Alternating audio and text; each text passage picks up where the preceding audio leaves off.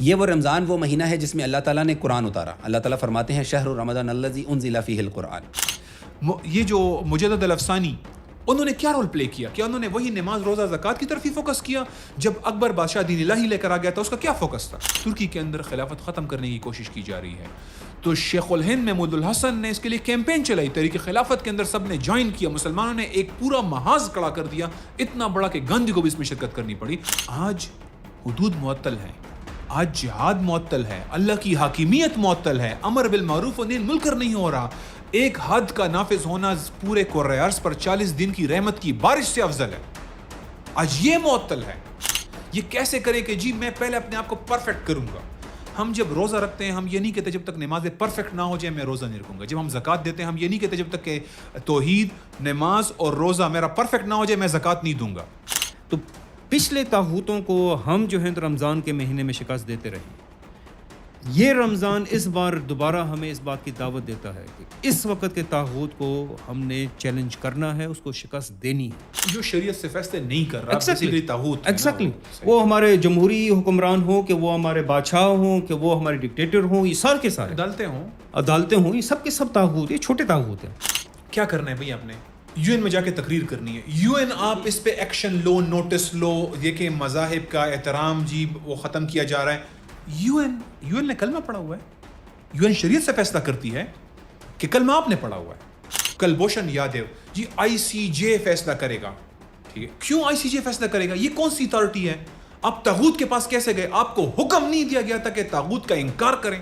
اور ہمارے پاس حق ہے، اور جو حق ہوتا ہے اس کے مقابلے میں ہر چیز باطل اور ظلم ہوتا ہے.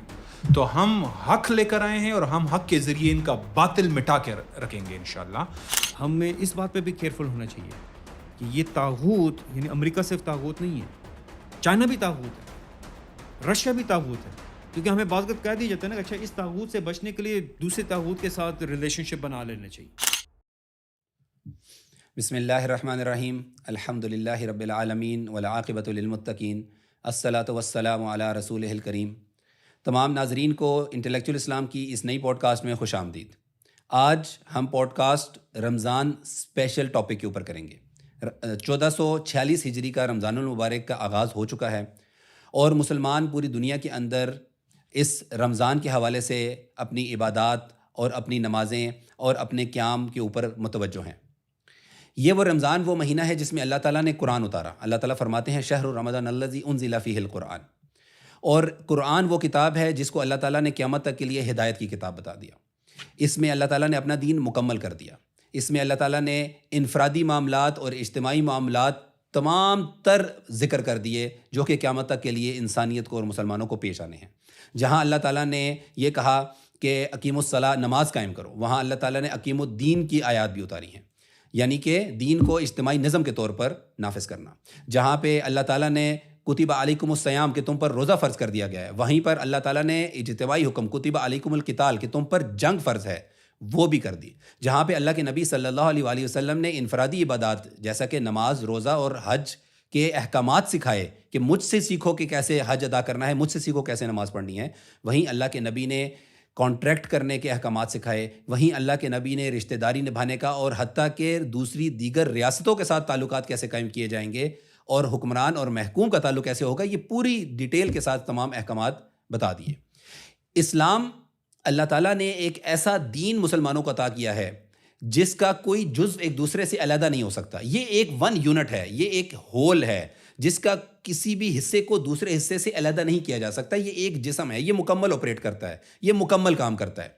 تو اس پورے بیک گراؤنڈ کے ساتھ اس رمضان کی جو اہمیت ہے اس قرآن کے حوالے سے، مسلمانوں کے حوالے سے، دین کے حوالے سے اور اللہ کے پیغام کے حوالے سے، اس کے اوپر ہم کچھ بات کریں گے. آج ہم نے اپنے ساتھ دعوت دی ہے ہمارے جو گیسٹ ہیں عمران صاحب. السلام علیکم عمران صاحب. جی وعلیکم السلام. اور دوسرے ہمارے ساتھ گیسٹ ہیں ڈاکٹر اکمل. السلام علیکم ڈاکٹر صاحب. وعلیکم السلام.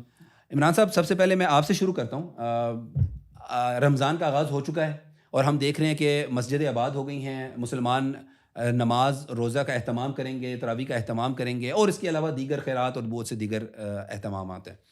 میں جو سوال آپ سے پوچھنا چاہتا ہوں اس پورے معاملے کے اندر وہ یہ ہے کہ رمضان کے اندر مسلمانوں کا عبادات کی طرف اور خصوصاً انفرادی معاملات کی طرف بہت زیادہ متوجہ ہو جانا کیا یہی اس کی ایسنس، اس کی روح ہے؟ اور مسلمان کیوں ہم دیکھتے ہیں کہ وہ دنیا کے کچھ معاملات سے اپنے آپ کو لا تعلق کر کے حتیٰ کہ قرآن اور نماز میں انگیج ہوتے ہیں اس رمضان کے اندر؟ تو ایسا کیوں ہے؟ جزاک اللہ خیر. دیکھیں، پہلی بات یہ کہ اپریشیبل بات ہے الحمدللہ کہ امت کا ایک اسلام سے لگاؤ ہے. امت اس مہینے میں اپنی تطہیر پیوریفائی کرتی ہے اپنے آپ کو، اور اپنے آپ کو دوبارہ اللہ سے جوڑنے کی کوشش کرتی ہے. یہ دس از کریکٹ. پوائنٹ یہ ہے کہ جیسے آپ نے ذکر کیا، اسلام ایز اے انڈیویزیبل ہول ہے، ایک کل ہے. آپ اگر تقوی حاصل کرنا جو اس رمضان کا مقصد اللہ سبحانہ تعالیٰ نے بتایا ہے، وہ تقوی صرف چند انفرادی معاملات سے حاصل نہیں ہونا چاہیے. یہ کمپریہنسولی اسلام کے اوپر عمل درآمد سے حل ہوگا، نہ کہ صرف ذاتی معاملات پر دین پر چلنے سے حاصل ہوگا. تو یہ تو پہلا ایک بڑا امپورٹنٹ نقطہ ہے. کوشچن ذہن میں یہ آتا ہے کہ جب لوگ دین سے لگاؤ رکھتے بھی ہیں تو وہ تمام اعمال کے اندر دین کی طرف واپس رجوع کیوں نہیں کر رہے؟ اور اس کا جواب یہ کہ ان کو پتہ نہیں ہے. اکثریت کو نہیں پتہ. جتنا پتہ ہے الحمدللہ، دیکھیں سود کا اگر ان کو پتہ ہے تو پاکستان میں 99% لوگ کا کریڈٹ کارڈ نہیں بنا ہوا. ٹھیک ہے، پاکستان میں لوگ انشورنس پہ گاڑیاں نہیں بنا لے رہے ہیں. پاکستان میں لوگ جو ہیں وہ مورگیج پہ اپنے گھر نہیں بنا رہے. سب کو ضرورت ہے ان چیزوں کی. لیز پہ گاڑیاں نہیں لے رہے. ہمیں نظر آتا ہے کہ لوگ جتنا دین کا علم ہے لوگ اسی طرف جا رہے ہیں. یہ باقی جو اسلام کے تمام اجتماعی معاملات ہیں اس کے بارے میں لوگوں کو علم نہیں ہے. کیوں علم نہیں ہے؟ کیونکہ ہم مسلم امت نے 200 سال سے زائد کا عرصہ کولونیلزم، استعمار، مغربی تسلط اور بالادستی کے نیچے گزارا ہے. اور مغرب کا ایک نظریہ ہے سیکولرزم کا، اور اس نے ہر مذہب کو سیکولرزم کے ذریعے کنٹرول کرنے کی کوشش کی ہے، جس میں ان کے اجتماعی معاملات کو وہ اپنی عقل، اپنی فہم، اپنی دانش، پارلیمنٹ اور جناب خود اپنے نظریات سے اور ان کے دانشوروں کے نظریات سے حل کرنے کی کوشش کرتے ہیں، اور ذاتی معاملات آپ پہ چھوڑ دیتے ہیں کہ آپ اس پہ جس چیز پہ عمل کرنا چاہیں کر لیں. تو ہمارے علماء کو بھی انہوں نے اتنی سپیس دی کہ آپ ذاتی معاملات میں آپ دین پہ چلنا چاہیں، مدارس بنانا چاہیں، تو اس مدرساتی پورا سٹرکچر جو ہے یہ الاؤڈ تھا، اور آج ویسٹ کے اندر بھی الاؤڈ ہے، کیونکہ یہ اس ذاتی اور انفرادی عبادات کی بات کرتا ہے. تو اس لیے ویسٹ اس کو ایک لمٹ کے اندر الاؤ کرتا ہے. دیکھیں، پہلے ہمارے علماء قاضی تھے، سلاطین تھے، امراء تھے، ریاست کے اصل معاملات براہ راست چلا رہے تھے. وہ ڈائریکٹلی انگیج تھے. تو ان کی بیانات مسجد میں آپ سوچیں میں گورنر ہوں اور میں مسجد میں بیان کروں گا تو کیا میں صرف نماز کا بیان کروں گا؟ میں بجٹ کے بارے میں، لوگوں کے ایکسپینڈیچر کے بارے میں، لوگوں کے کلیکشن کے بارے میں، معاشرتی معاملات کے بارے میں بات نہیں کروں گا. آج علماء انفارچونیٹ بدقسمتی کی بات ہے کہ وہ چند خیرات کے لیے بیٹھ گئے ہیں. اس نظام نے ان کو یہاں لا کھڑا کر دیا ہوا ہے. تو اب ان کے بیان ڈفرینٹ ہو چکے ہیں. وہ اس سسٹم سے کٹ چکے ہوئے ہیں. سسٹم کے معاملات طاغوت کے پاس چلے گئے ہیں. یہ اس اتھارٹی کے پاس چلے گئے جو مغرب سے آیا ہے، اس کے ذریعے سالو ہو رہے ہیں. اس لیے لوگوں کو اس بارے میں رہنمائی کم دی گئی ہے، بہت لمیٹڈ ہے. انڈیویجول ایفرٹس ہیں، انڈیویجول ایفرٹ کو ہم انڈرمائن نہیں کر سکتے، لیکن ایک مجموعی مزاج جو آپ دیکھیں گے تو وہ لوگوں کو علم نہیں ہے. اس لیے آج رمضان میں انفرادی عبادات کی طرف تو رجحان ہے، لیکن اجتماعی معاملات کی طرف ہمیں وہ جو امپورٹنس ہے وہ نظر نہیں آ رہی. اچھا، اگر یہ واقعی جس طرح آپ نے فرمایا 200 سال کی جو جلگار تھی مغربی، اس سے افیکٹ ہوتے جو آج بھی جاری ہے، جس کی وجہ سے ہم یہاں تک پہنچ گئے. تو اگر میں آپ سے یہ پوچھنا چاہوں کہ ٹھیک ہے، پھر 200 سال سے پیچھے اگر ہم 250 سال، 300 سال، 350 سال، تو اس وقت پھر کیسے رمضان چل رہا ہے؟ دیکھیں صاحب، وہ تو اس وقت ہمارے اجتماعی معاملات اسلام کے مطابق چل رہے تھے نا. دیکھیں، میں ابھی کیا جہاد کروں؟ جہاد ہو رہا ہے، جہاد مسلمان کر رہے تھے. ہماری فوجیں جا رہی تھیں افریقہ، ترکستان میں لڑ رہی ہیں، وہ یورپ میں لڑ رہی ہیں، عثمانی خلافت لڑ رہی تھی. تو مجھ سے اب کیا چاہتے ہیں؟ حدود نافذ کرنا. ریاست نافذ کر رہی تھی تو میں اس معاملے میں کیا کروں؟ وہ تو نافذ ہو رہا ہے. لوگوں کے معاملات کی، دولت کی تقسیم کا اسلامی سسٹم موجود ہے. تو جب اجتماعی معاملات موجود ہیں تو پھر میں دین کی طرف مزید کیا کروں؟ امر بالمعروف و نہی المنکر میں کر رہا ہوں، لوگ دعوت و جہاد چل رہا ہے، اسلام کے تمام احکامات نافذ ہیں. پھر میں اپنی ہی تدہیر پہ فوکس ہوں گا. اس لیے ہمارا لٹریچر بھی آپ دیکھیں گے تو اس کے اندر یہ فوکس موجود ہے. لیکن آپ کو ایک اسپیسیفک پوائنٹ جو میرا آرگومنٹ کو کلیریفائی کرے گا وہ یہ ہے کہ دیکھیں، جب مسلمانوں کے اوپر کوئی کرائسس آیا تو ایک دم مسلمان علماء نے اپنا فوکس شفٹ کیا. مثال کے طور پر منگولز نے حملہ کیا. عبدالسلام العز جو کہ ان کے شیخ الاسلام تھے مصر کے، وہ کیا کر رہے تھے اس وقت؟ وہ لوگ کو جہاد کے لیے ابھار رہے تھے. اس نے ریاست کو ٹیکس کلیکشن سے روک دیا جب تک تم اپنا مال تم پہلے خزانے میں جمع نہ کرو. ان کا ایک رول تھا. وہ منگول کے خلاف مسلمانوں کو جمع کر رہے تھے. قاضی الحروی کیا کر رہے تھے جب بیت المقدس پہ اوپر فتح کیا, کفار نے قبضہ کر لیا اور وہاں پہ قتل عام کیا, وہ بغداد میں گئے اور دربار میں جا کے اس نے خلیفہ کو اکاؤنٹ کیا کہ تم یہاں بیٹھ کے آرام کر رہے ہو. یہ جو مجدد الافسانی, انہوں نے کیا رول پلے کیا؟ کیا انہوں نے وہی نماز روزہ زکوٰۃ کی طرف ہی فوکس کیا؟ جب اکبر بادشاہ دین الہی لے کر آ گیا تھا اس کا کیا فوکس تھا؟ شاہ ولی اللہ مراٹھوں کے مقابلے میں کیا کر رہے تھے؟ جب مسلمانوں کے اوپر کرائسس آیا تو انہوں نے کیا کیا؟ انہوں نے احمد شاہ عبدالی کو بلا کے مسلمانوں کو اس کے لیے تیار کیا.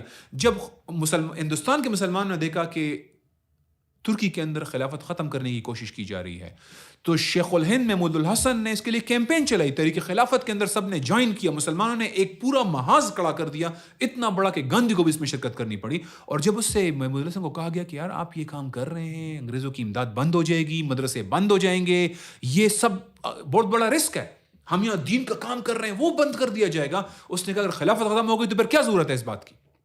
یہ کلیئرٹی تھی, یہ فوکس تھا. تو اس سے پہلے بھی رمضان میں مسلمان عبادات طرف جاتے تھے. علماء جو ہے وہ ذکر اذکار اور اس کی فضیلت بتاتے تھے, لیکن وہ جیسے اجتماعی معاملات پہ ذرا سا کوئی مسئلہ آتا ان کا سارا فوکس شفٹ ہو کے اجتماعی معاملات کی طرف چلا جاتا تھا. آج حدود معطل ہیں, آج جہاد معطل ہے, اللہ کی حاکمیت معطل ہے, امر بالمعروف و نہی عن المنکر نہیں ہو رہا. ایک حد کا نافذ ہونا پورے کرۂ ارض پر 40 دن کی رحمت کی بارش سے افضل ہے. آج یہ معطل ہے. تو ہم اس وقت صرف اپنے آپ تک محدود کیسے رہ سکتے ہیں؟ یہ کیسے کریں کہ جی میں پہلے اپنے آپ کو پرفیکٹ کروں گا. ہم جب روزہ رکھتے ہیں ہم یہ نہیں کہتے جب تک نمازیں پرفیکٹ نہ ہو جائے میں روزہ نہیں رکھوں گا. جب ہم زکوٰۃ دیتے ہیں ہم یہ نہیں کہتے جب تک کہ توحید, نماز اور روزہ میرا پرفیکٹ نہ ہو جائے میں زکوٰۃ نہیں دوں گا. ہم یہ نہیں کہتے جب تک یہ چاروں چیزیں پرفیکٹ نہ ہو جائے ہم حج نہیں کریں گے. ہم نے یہ شرطیں کہاں سے لگا دی کہ اجتماعی معاملات کے لیے پہلے اپنے آپ کو مسٹر پرفیکٹ بنانا پڑے گا, اس کے بعد کوئی اگلی بات ہوگی. یہ ہے وہ مسٹیک, جو مس انڈرسٹینڈنگ ہے, جس کو ہمیں کریکٹ کرنا چاہیے. ڈاکٹر صاحب آپ کی طرف چلتے ہیں. میں آپ سے یہ جاننا چاہوں گا, میں اس میں یہ بھی کہہ دوں, انفارچونیٹ ہے, اللہ اس سے بچائے ہمیں. مجھے ڈر ہے کہ ہمارا حال اس بنی اسرائیل کے اس عابد کی طرح نہ ہو جائے جو مسلسل عبادت میں تھا, جس کے ساتھ کوئی گناہ نہیں جڑا ہوا تھا. اور جب اس قوم کے اوپر عذاب کی باری آئی تو جبرائیل امین نے اللہ سبحانہ وتعالیٰ سے کہا کہ اس بستی میں تو ایک عابد ہے, اس پہ آپ کیسے عذاب نازل کریں گے؟ اللہ سبحانہ وتعالیٰ نے کہا کہ اس جگہ سے شروع کرو, جس عابد سے شروع کرو عذاب. کیوں؟ کیونکہ وہ اپنے آپ کو ٹھیک کرتا تھا لیکن امر بالمعروف و نہی عن المنکر اور معاشرے کے لیے کچھ نہیں کر رہا تھا. یہ ہے وہ کرائسس جس سے امت فیس کر رہی ہے. ہمیں اپنے اجتماعی معاملات کی طرف فوکس کرنا پڑے گا. بالکل ٹھیک ہو گیا جی. ڈاکٹر صاحب میں چاہوں گا کہ اگر تھوڑا سا آپ ہمارے سامنے مدینہ منورہ میں جب ریاست مدینہ تھی, جب صحابہ کرام تھے, اللہ کے نبی صلی اللہ علیہ وسلم خود موجود تھے, تو اس وقت مدینہ میں رمضان المبارک کا احوال کیا تھا, کیسے حالات تھے, کیسے مسلمان رمضان المبارک کا اہتمام کرتے تھے, تو اس کے اوپر اگر تھوڑا سی روشنی فرمائیں. جی میں کچھ نمبرز آپ کے سامنے رکھنا چاہوں گا تاکہ اس سے ایک پراپر طریقے سے منظر کشی ہو جائے گی. غزوہ بدر میں رسول اللہ صلی اللہ علیہ وسلم کے ساتھ 2 گھوڑے تھے, 313 جو ہیں تو مسلمانوں کی طرف سے مجاہدین اور 2 گھوڑے. خندق میں 3000 تھے. فتح مکہ کے وقت یہ 10,000 گھوڑ سوار ہو گئے. بدر 2 ہجری میں ہو رہی ہے, فتح مکہ 8 ہجری میں ہو رہی ہے. اگلے سال جو ہے تو تبوک کے لیے جب رسول اللہ صلی اللہ علیہ وسلم مدینہ سے نکلتے ہیں تو 30,000 کا لشکر ہے, جس میں 10,000 گھوڑ سوار اور تقریباً جو ہیں تو باقی سب لوگوں کے پاس سواری کے لیے اونٹ موجود ہیں. ٹھیک ہے نا. یعنی 7 سال کے انتہائی کم عرصے کے اندر رسول اللہ صلی اللہ علیہ وسلم نے ایک کیپیبلٹی بلڈ کی ہے کہ اس علاقے کے اندر موجود جو طاغوت موجود, یعنی میں کہوں گا کہ اگین ود رسپیکٹ ٹو بھلے وہ مکہ کی بات ہو, بھلے جو ہے تو وہ روم کی بات ہو, بھلے وہ پرشینز کی بات ہو, ایک کیپیبلٹی بلڈ کی ہے to project the army as well, اور اس کے ساتھ لڑائی بھی کی جا سکے. آپ مجھے بتائیے رسول اللہ صلی اللہ علیہ وسلم 10 سال جو ہیں تو مدینہ کے اندر بحیثیت حکمران کے رہے. ان 10 سالوں کے اندر بدر رمضان میں ہوتا ہے, احد شوال میں ہے, 3-4 شوال میں ہے, یعنی آلموسٹ جو ہے تو آپ کہہ سکتے ہیں وہ جنگ کا ماحول رمضان کے اندر ہی بنا ہوا تھا. خندق خود ہی رمضان کے اندر ہے. جنگ ٹھیک ہے اگین دوبارہ شوال کے اندر ہوتی ہے, مگر اس کا کھودنا, اس کے تمام کے تمام پریپریشن ہے, سب کچھ ہے, مشورہ ہے, وہ سارا کا سارا کام جو ہے تو رمضان کے بیچ میں ہو رہا ہے. مکہ جو ہے تو فتح مکہ رمضان میں ہوا. حنین کی غزوہ جو ہے وہ اگین آپ کے پاس رمضان کے اندر ہوا. بڑا سخت مارکا تھا حنین کا. ایگزیکٹلی. اب آپ کے پاس 10 میں سے 5 مارکے جو ہیں تو وہ رمضان میں ہو رہے ہیں. ٹھیک ہے نا. یہ جو رسول اللہ صلی اللہ علیہ وسلم کا میں نے فوکس آپ کے سامنے رکھا نا کہ 2 گھوڑوں سے 10,000 گھوڑوں تک اپنے آپ کو پہنچانا ہے. ٹھیک ہے. اس کے لیے رسول اللہ صلی اللہ علیہ وسلم نے پیٹ پہ پتھر بھی باندھے ہیں. رسول اللہ صلی اللہ علیہ وسلم کے جس ٹائم وصال ہوا تو اس بارے میں بھی کہا جاتا ہے کہ ان کے پاس کچھ اور ترکہ نہیں تھا مگر 9 تلواریں تھیں. یہ وہ فوکس تھا, یہ وہ ویژن تھا, یہ وہ انڈرسٹینڈنگ تھی کہ اس امت کا مشن کیا ہوگا, اس امت کا کام کیا ہوگا. ٹھیک ہے نا. اس کے ساتھ وہ چل رہے تھے. اب اس بات کا خالی اندازہ کیجیے نا, آپ نے پوچھا کہ رمضان کیسا تھا. ٹھیک ہے. ہمارے پاس وہ باقی ساری احادیث وغیرہ موجود ہیں مگر یہ جو 5 جنگوں والی احادیثیں ہیں, ٹھیک ہے, رسول صلی اللہ علیہ وسلم جس ٹائم مکہ کو فتح کرنے کے لیے جا رہے ہیں, اس واقعے سے جو احادیث وغیرہ میں ملتی ہیں, خاص کر کہ رسول اللہ صلی اللہ علیہ وسلم نے صحابہ کرام کو کہا کہ دشمن کے ساتھ مقابلے کے لیے اپنی قوت کو بچاؤ. روزے سے منع کیا. ٹھیک ہے نا. روزے سے منع کر دیا. رمضان کے فرض روزے, رمضان کے فرض روزے سے منع کر دیا. پہلی بار تلقین کی کہ اپنی طاقت کو دشمن کے ساتھ لڑنے کے لیے محفوظ کرو. دوسری بار جب مکہ کے اور قریب پہنچ گئے تو پھر ان سے کہا کہ توڑ دو کہ ہم نے دشمن کے ساتھ مقابلہ کرنا ہے. اچھا, یہاں پر ایک بڑا امپورٹنٹ پوائنٹ ہے کہ فقہا نے جب اس مسئلے کو ڈسکس کیا, ان احادیث کو ڈسکس کیا, تو اس کے اندر جو علت آ رہی ہے, جو رخصت تھی, وہ رخصت ٹریولنگ نہیں تھی, سفر نہیں تھا. یہاں رسول اللہ صلی اللہ علیہ وسلم کا کہنا کہ دشمن کے ساتھ مقابلے کے لیے طاقت کو پریزرو کرو, اس چیز کو پریفرنس دی جا رہی تھی. تو آپ مجھے بتائیے رسول اللہ صلی اللہ علیہ وسلم کے 10 سال مدینہ کے اندر بحیثیت ایک حکمران کے گزرنے کے, اس میں سے 5 سال تو حالت جنگ میں, وہ ٹھیک ہے 72 باقی سرایا اور 27 غزوات اور یہ سارے کے سارا آپ کو سامنے جو ہے پورا ماحول بنا دے گا کہ 10 سال میں ہم 2 گھوڑوں سے 10,000 گھوڑوں تک کیسے پہنچے. مگر اس میں وہ جو ویژن تھا نا, ایک اسلام کو دنیا تک پہنچانا ہے, جو ماموریت تھی کہ صحابہ کرام نے اس مشن کو اڈاپٹ کیا اور سمجھا کہ آج جو ہے تو جیسے رسول نے کہا کہ جو یہاں موجود نہیں ہے ان تک جو ہے تو یہ پیغام پہنچا دیا جائے. ایگزیکٹلی ان کو معلوم تھا کہ اس پیغام کو ان تک پہنچانا کیسے, کہ آپ کے پاس ابو بکر رضی اللہ تعالیٰ عنہ کی خلافت میں مدینہ ہی سے 13 لشکر نکلتے ہیں مختلف ڈائریکشن کے اندر, کوئی روم کی طرف جا رہا ہے, کوئی کس طرف کس طرف. تو دس از سم تھنگ جو کہ آج مسنگ ہے.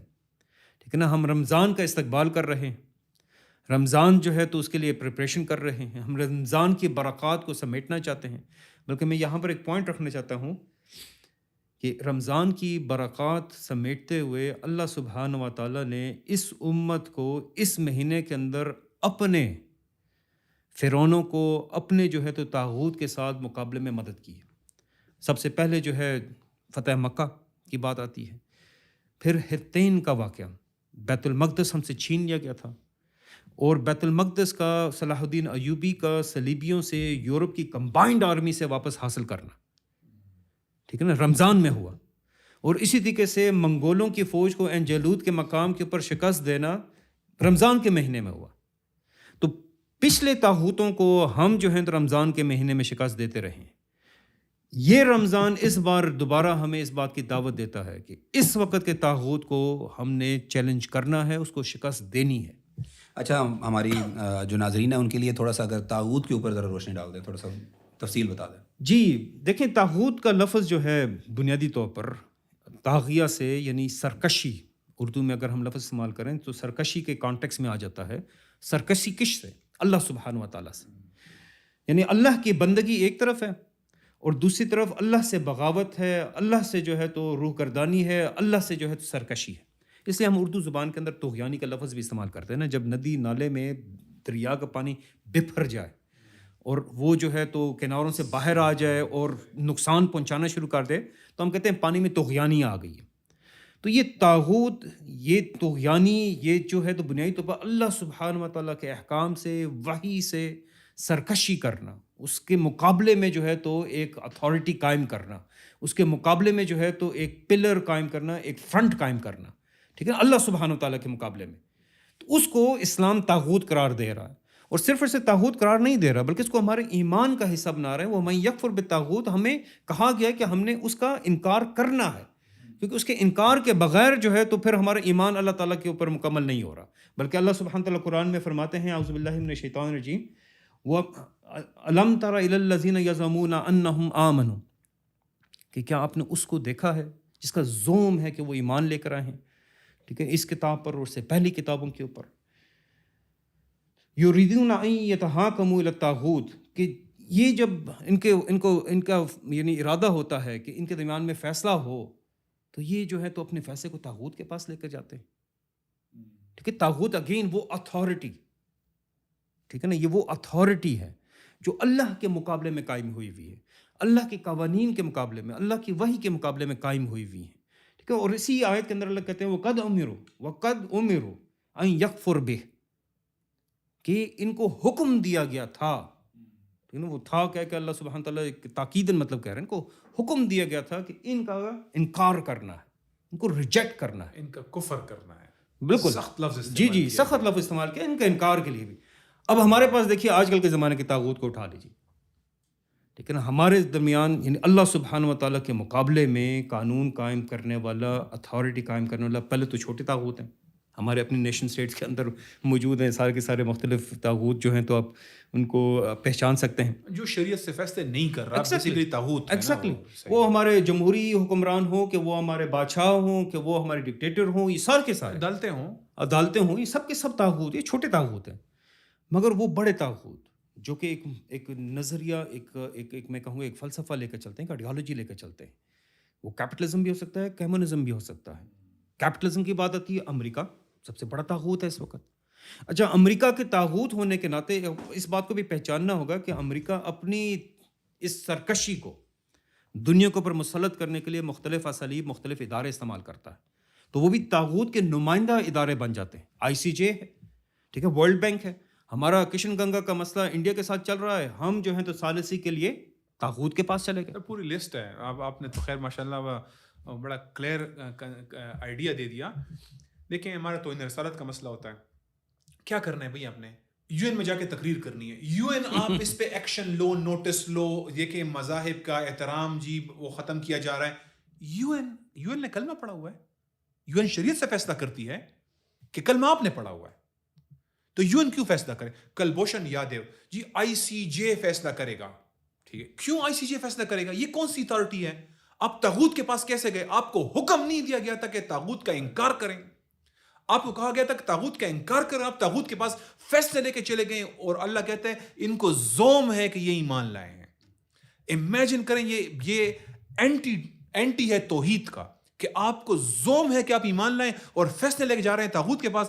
آپ کا انڈس واٹر ٹریٹی، جی انڈیا کشن گنگا ڈیم بنا رہا ہے، انڈیا نے پانی چھین لیا ہے، کس کے پاس جاتے ہیں؟ فوج سے کہیں، یہ اسلامک اتھارٹی بنائے اس کو، فوج سے کہیں کہ ایکشن لیں. آپ کس کے پاس جا رہے ہیں جناب؟ ورلڈ بینک کے پاس جائیں گے. ورلڈ بینک سر دیکھے نا جی انہوں نے یہ کر دیا، آپ فیصلہ کریں ہمارا. Who is world bank? طاغوت. ورلڈ بینک طاغوت ہے. اس پہ آپ کو غصہ آنا چاہیے، آپ کے جذبات وہ ہونے چاہیے. آخر ہمیں کچھ چیزوں پہ جذبات ہمارے امڑ آتے ہیں، اس پہ ہمیں بپر جاتے ہیں ہم، کچھ چیزوں پہ نہیں آتے. کیوں؟ کیونکہ ہمیں کلیئرٹی نہیں دی گئی. یہ طاغوت ہے. اللہ کہتا ہے ان کو طاغوت کا انکار کرنے کا حکم دیا گیا تھا. کشمیر UN جی فیصلہ کیوں نہیں کر رہا؟ UN فیصلہ کرے، UN عالمی برادری نوٹس لے، UN نوٹس لے. کیوں؟ یہ طاغوت نہیں ہے. آپ فلسطین، US جناب فیصلہ کرے، US جنگ رکوائے، US یہ کرے، US یہ کرے. US طاغوت نہیں ہے. سیرین حکمران کہہ رہے ہیں آج کہ ہم جناب وہ 2254 نمبر جو قرارداد ہے وہ نافذ کریں گے، UN کی قرارداد نافذ کریں گے. یہ طاغوت نہیں ہے. وہ کہہ رہے ہیں کہ جی آپ کے ملک میں کون کون اس حکومت کا حصہ ہونا چاہیے، کس طرح کی حکومت ہونی چاہیے، کس طرح کا اسٹرکچر ہونا چاہیے. ہم طاغوت سے فیصلے کروا رہے ہیں. یہ طاغوت ہے. طاغوت لا الہ الا اللہ کا اپوزٹ ہے. ہمارا توحید شروع ہوتا ہے لا الہ سے. ہمارا توحید الا اللہ سے نہیں شروع ہوتا. ہمارا توحید شروع ہوتا ہے لا الہ. کوئی الہ نہیں ہے، کوئی ہم غیر اللہ کو نہیں مانتے، اللہ کے سوا کسی کو ہم نہیں مانتے. ہر اس اتھارٹی کو مسمار کرنا ہمارا کام ہے، اس کو ہٹ کرنا ہمارا کام ہے، اس کو چیلنج کرنا ہمارا کام ہے، اس کے خلاف بولنا ہمارا کام ہے. یہاں سے اسلام شروع ہوتا ہے. اسلام اللہ ایک ایسے نہیں شروع ہوتا. پہلے ریجیکشن ہے، پہلے انکار ہے، پہلے اس کو مسترد کرنا ہے، اس کے بعد آپ کہتے ہیں کہ اچھا یہ جو آپ نے کلیئرٹی دی ہے نا، اس کلیئرٹی سے پھر ایک اور بات بھی سامنے آئے گی، اس کو بھی پھر میں آپ سے ظاہری بات ہے پھر یہیں پہ آپ سے ایکسپلینیشن بھی یا تفصیل بھی مانگتا ہوں. یہ جو کلیئرٹی ہے کہ کوئی بھی ایسی طاقت یا اتھارٹی جو کہ شریعت کے علاوہ فیصلے کر رہی ہے، تو IMF ہے، ورلڈ بینک ہے، UN ہے، سیکیورٹی کاؤنسل ہے، امریکہ ہے، یورپین یونین، واٹس ایور جو بھی ہے، پوری انٹرنیشنل لا ہے، جو کچھ بھی ہے، یہ سب طاغوت ہے. تو اگر یہ سب طاغوت ہے، اور جیسے کہ ہم نے آیات دیکھی کہ ان کا انکار، ان سے کفر کرنا، ان کے خلاف ان سے ٹکرانا، ان کی اتھارٹی کو نیست و نابود کرنے کی کوشش کرنا، یہ ہمارے مشن کا، ہمارے عقیدے کا حصہ ہے، لا الہ کا ہمارا عقیدے کا حصہ ہے. تو یہ تو ایک بہت بڑا اسکوپ سیٹ ہو رہا ہے یہاں پہ. یعنی میں اصل میں یہ کہنا چاہ رہا ہوں کہ اس کا مطلب ہے کہ کہیں ہم کوئی بہت مطلب کوئی لمیٹڈ اسکوپ میں اس وقت ہم لوگ کہیں کام کر رہے ہیں، اور آپ ایک بہت بڑا اسکوپ کا ایک بہت بڑا ویژن ہمیں بتا رہے ہیں. تو اس کے اوپر تھوڑا سا اسکوپ کے حوالے سے تھوڑا سا. دیکھیں آپ نے بالکل پن پوائنٹ اس بات کو سمجھائے اور ہائی لائٹ کیا ہے آپ نے اس کو. دیکھیں نبی صلی اللہ علیہ وآلہ وسلم کا مشن یہی تو تھا. مجھے بتائیں کہ 10 سال میں، ان کی کچھ مثالیں آپ کو اکمل صاحب نے دی ہیں، 72 جنگیں ہم نے کی ہیں 10 سال میں. آپ ذرا منتھس وائز ڈیوائڈ کریں، لگ رہا ہے کہ ہر مہینے 2 مہینے بعد ہمارے ایک مشن جا رہا ہے. 72 وارز لڑی گئیں، جنگیں لڑی گئیں، جس میں 27 میں نبی صلی اللہ علیہ وسلم خود شریک ہیں، 27 غزوات ہیں، باقی سریات ہیں. کیوں بھائی؟ دنیا کے ہر بندے سے آپ کا پڑا ہے. کیوں؟ اگر کوئی ایسا کہے آپ کو ہر ایک سے پرابلم ہے، آپ آرام سے نہیں رہ سکتے، پہلے رہ نہیں رہتے، آپ کو کیا مسئلہ ہے؟ نہیں، آپ جو مشن لے کر آئے نا، وہ ہر طاغوت کو چیلنج کرنا، ہر بت کو چیلنج کرنا تھا، ہر غیر اللہ کی اتھارٹی کو چیلنج کرنا تھا. اور صرف یہاں نہیں نا، صرف یہ نہیں کہ آپ نے آس پاس کے قبائل، آپ نے جیسے ہی ایک جنگ کے ساتھ سیز فائر کیا، قریش کے ساتھ سیز فائر کیا، آپ نے یہود کو، خیبر کو فتح کیا، اس کے بعد رومن، پرشین، ایجپشین سب کو اپنے لیٹر بھیجے، آپ اسلام کی دعوت رکھ دی. نہیں، اسلم تسلم، اسلام کا accept Islam and be in peace. یہ اونلی پیسفل رہنے کا ہمارے ساتھ آپ کا وہ ہے، آپ اسلام قبول کرو یا جزیہ دو گے. آپ نے ان کو دعوت رکھی. اس کے بعد جیسے ہی مکہ فتح ہوا، ہم نے 3 سالوں میں 3 سپر پاور پہ اٹیک کیے. ٹھیک ہے، 3 سپر پاور، 3rd اٹیک جا رہا تھا کہ نبی اسلام کا وصال ہوا.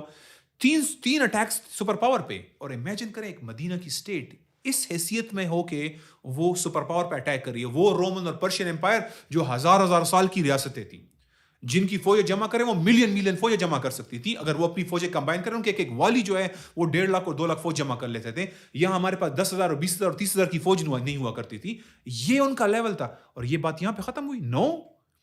کیا صحابہ کرام خلفاء راشدین نے کیا کیا؟ کیا 30 سال کے اندر جو روم اور فارس کو انہوں نے یرموک میں، بوئب میں اور قادسیہ میں شکست نہیں دی؟ یہ امیر معاویہ امیہ نے نہیں کیا، یہ عباسیوں نے نہیں کیا. عثمانی خلافت اپنے زوال کے دور میں 1801 سے لے کر 1900 تک کوئی 20 ایک جنگیں تو لڑی انہوں نے. وہ بھی یہ چھوٹی موٹی جنگیں نہیں. وہ آسٹریا سے لڑ رہے ہیں، وہ رشیا سے لڑ رہے ہیں، وہ فرانس سے لڑ رہے ہیں، وہ انگلینڈ سے لڑ رہے ہیں. اپنے آخری دور میں، اپنے زوال میں قرضوں میں ڈوبے ہوئے ہیں، اس وقت بھی وہ لڑ رہے ہیں. ہم تو مشن والے لوگ ہیں، ہم تو مامور ہیں. ہم یہاں پہ اپنی ایک پرسکون آرام دہ لائف تاکہ اپنے بیوی بچوں کے ساتھ میں ان کا نان کا پورا کروں اور آرام سے ایک دن بس بڑھاپے میں میرے بھتیجے بھتیجیاں، بانجے بانجیاں، میرے پوتے بچے، سارے رشتے دار میرے پاس میرے ساتھ ہوں اور میں بس جناب مر جاؤں، اور تاکہ ایک پرسکون طریقے سے. یہ ہماری زندگی کا مقصد تھا. یہ ہماری زندگی کا مقصد نہیں تھا. ہم مامور لوگ ہیں. ہم دعوت و جہاد، دنیا میں غالب کرنا، غیر اللہ کو چیلنج کرنا، اسلامک اتھارٹی کو اسٹیبلش کرنا، یہ ہمارا مقصد ہے. انفارچونیٹ بات جو ہے وہ یہ ہے کہ ہم نے وہ ڈھانچہ، وہ سٹرکچر کھو دیا ہے جو ہمیں یہ سب کچھ کرنے کے لیے ہماری انرجیز کو، ہماری ایفرٹس کو، ہمارے سارے وسائل کو یوز کرا تھا. وی لاسٹ دیٹ. اس لیے آج ہم انفرادی عمل پہ لگ گئے. اسٹرکچر سے کیا مراد ہے؟ اسٹرکچر کا مطلب ہے وہ خلافت کی ریاست اچھا، جو نبی صلی اللہ علیہ وسلم نے مدینہ میں قائم کی اور 1924 کے اندر وہ کولیپس ہوئی. آفیشلی فارملی 1924 میں کولیپس ہوئی. یہ 1300 سال ہمارے پاس یہ اسٹرکچر تھا. اس اسٹرکچر کے ذریعے، اس خلافت کے ذریعے، اس خلیفہ کے ذریعے ہم یونیفائڈ تھے. ہماری ساری جو انرجیز اور توانائیاں تھی وہ ایک پوائنٹ پہ تھی اور وہ کفر کے خلاف استعمال ہو رہی تھی. ڈاکٹر صاحب، اسی بات کو اگر میں تھوڑا سا آگے لے کر چلوں تو کیا صرف اسٹرکچر کا ہی اور ڈھانچے کا ہی مسئلہ ہے صرف؟ دیکھیں، اس وقت یعنی امت کی سائز کی بات آتی ہے تقریباً 2 ارب آبادی. ٹھیک ہے، ہماری افواج اگر 10 ایک بڑی افواج کو جمع کر لی جائے تو تقریباً ملینز میں مطلب اس کی تعداد پہنچ جاتی ہے. ایٹمی ہتھیاروں سے ہم لیس ہیں. 5th جنریشن ایئر پلینس وغیرہ یعنی ٹرکی کنسٹرکٹ کر رہا ہے. میزائل سسٹمز کی بات آتی ہے، ٹیکنالوجی کے پوائنٹ آف ویو سے بات آتی ہے، ریسورسز کی بات آتی ہے. وہ منرل ریسورسز کی بات ہو، تیل، گیس، کوئلہ وغیرہ کی، یا اسی طریقے سے جو ہے تو زرعی اجناس کی بات آ جاتی ہے. ہماری لوکیشن دنیا کے مرکز میں ہے. تمام کی تمام دنیا مشرق سے مغرب کی طرف اگر کسی بھی قسم کی لاجسٹکس ہو، کمیونیکیشن ہو، سب کچھ ہو مسلمان علاقوں سے ہو کے جاتی ہے. وہ اسٹریٹس آف ہرمز کی بات ہو، مندب کی بات ہو، ملاقہ کی بات ہو، جبرالٹر کی بات ہو. مسلم امت جو ہے تو یہ دنیا کا دل ہے جس کو ڈیوائڈ کر دیا گیا، جس کو ڈیوائڈ رکھا جا رہا ہے. طاغوت نے اس طریقے سے یہ نیشن اسٹیٹ کے جو پنجرے بنائے ہوئے نا، تو اس کے اندر اس کی امنگوں کو، اس کی کاوشوں کو، اس کے پوٹینشیل کو جو ہے تو لمٹ کر دیا گیا. ایگزیکٹلی یہی تو اصل بات ہے کہ وہ ویہیکل، وہ پلیٹ فارم جو امت کے ریسورسز کو آرگنائز کرتا ہے، جو امت کے کہوں گا کہ اگین ویژن کو پورا کرنے کے لیے عملداری کر سکتا ہے، وہ خلافت ہی ہے. اسی سے ہٹ کر ہمیں، اسی سے پیچھے کر کے بنیادی طور پر ہمیں اپنے جو ہے تو یعنی بے اثر کر کے رکھ دیا گیا، یعنی آلموسٹ جو ہے تو آپ کہہ سکتے ہیں امپوٹنٹ. یتیم ہو گئے مسلمان. ٹھیک ہے نا. مسلمان جو ہیں اب غزہ میں دیکھ لیجیے 48,000 لاشیں ہم اٹھا چکے ہیں، اس کے مقابلے میں مسلمان جو ہیں تو وہ چون بھی نہیں کر سکے. ٹھیک ہے، کھلے عام دھڑلے سے کہا جا رہا ہے کہ آل ہیل ول بریک لوس، کہ ہم انائلیٹ کر دیں گے.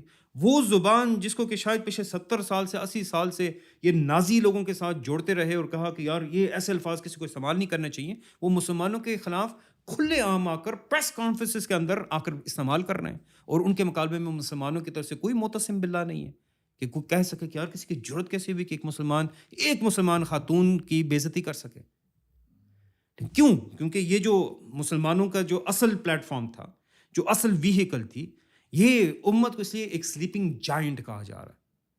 ٹھیک ہے نا. یہ امت جو ہے، یہ 2 ارب آبادی جو دنیا کے مرکز میں موجود ہے، ایک سلیپنگ جائنٹ ہے. اچھا، اسی اسٹرکچر کو ڈھال سے بھی تشبیہ دی گئی. ایگزیکٹلی رسول نے کہا، اور ایکچولی جس طریقے سے رسول نے روزوں کو ڈھال کہا ہے، اسی طریقے سے رسول اللہ صلی اللہ علیہ وسلم، کیونکہ یہ ڈھال والی حدیث بار بار سامنے آئے گی کہ یہ ڈھال ہے، یہ روزے ڈھال ہیں، یہ روزے ڈھال ہیں. اسی طریقے سے الامام الجنہ، کہ امام جو ہے تو وہ ڈھال ہے، یقاتل من ورائہ، کہ اس کے پیچھے سے تم لڑتے ہو. ٹھیک ہے نا. یہ وہ ڈھال آج ہم سے چھین گئی ہے، اور اس کی وجہ سے ہم اپنا دفاع نہیں کر سک رہے، نہ اپنی جان کا، نہ مال کا، نہ ناموس کا.